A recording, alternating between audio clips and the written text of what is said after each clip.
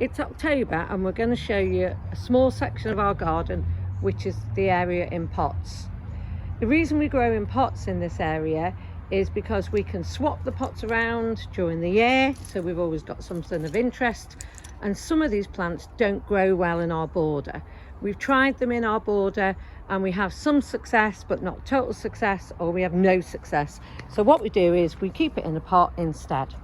So we're going to take you through a series and show you these for each month of the year. So if we think about, this is October, and what is flowering in a pot or what is grown for its leaf interest.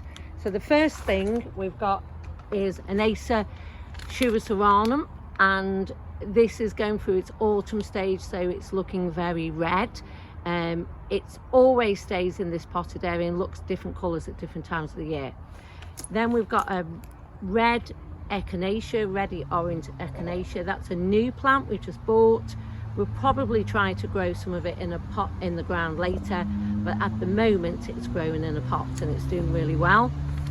Then we grow some grasses. We have grasses here, and this blue one is called a glaucus.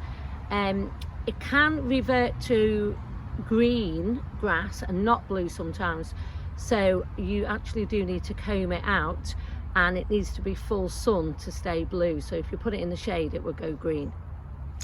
Then we grow some dahlias. You can just see the buds on this particular dahlias, but we have a range of dahlias in pots, and they are really late flowering, so you can see there's still lots of flowers to come as we move into October.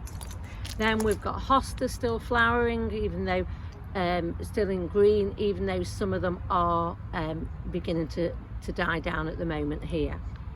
Then we've got heucheras, so they're heucheras that are in little pots there. We've got a fuchsia that's in flower now. These are known,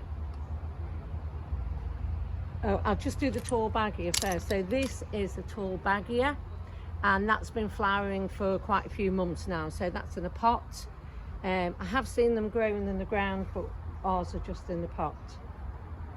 This is what we call Schistostilus and is now called Hesperanta. So it's changed its name, so you might find it in either. We've had lots of success with this year, but previously had none when it was in the ground, so perhaps it prefers it in a pot. This grass on the corner here, that is a Japanese grass called a Echinacea. And it's actually, if you look really closely, those little bits are where it's flowering. So that's been in looking green for some time. We've got a pelargonium that's still flowering there. Now this one is growing from a bulb, and this is a Neurine. Again, we've tried them in the ground, not much success. If you are going to get them to flower, they need to stay in the sun all summer. So when it's in leaf but it hasn't flowered, make sure it's in the sun.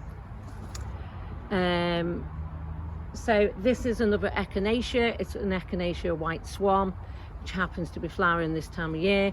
We've got some carnations that we grew from seed that are growing there, and there's quite a lot still to come.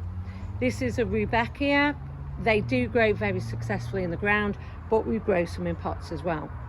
We've got some more of our dahlias here. So this is a smaller flowering variety and will continue to flower. And this last one here, I'm just bending the camera so that you can see it. This is called an Hesperanta or an East African gladiolus. These we grow in pots very successfully. They've got a fantastic scent as well and flower this time of year.